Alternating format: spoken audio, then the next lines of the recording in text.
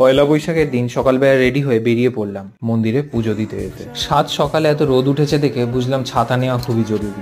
তারপর একটা রিক্সা করে আমরা চললাম মন্দিরে। টু বি অনেস্ট, আমাদের এখানেও এখন এরকম রিক্সার সংখ্যা অনেকই কমে গেছে। এখন এরকম রিক্সায় উঠলেই পুরোনো দিনের কথা বড্ড মনে পড়ে, যখন ছিল না এত স্মার্টফোনস, ইন্টারনেটের দুনিয়া, কেরিয়ারের চাপ বা কাজের প্রেশার কোনোটাই। তারপর হয়তো পয়লা বৈশাখের দিন হওয়ার জন্য নস্টালজিয়াটা হয়তো একটু ডিফারেন্টলি হিট করছিল।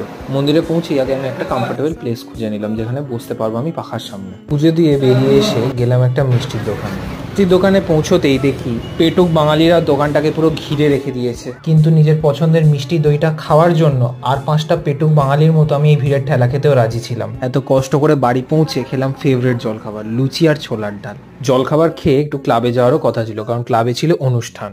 কিন্তু একেই ছিল গরম, আর তার উপর অনেকদিন পর অফিস থেকে পেয়েছিলাম ছুটি। তাই ভাবলাম যে না গিয়ে একটু বাড়িতেই আরাম করে দিনের বেলাটা কাটাই।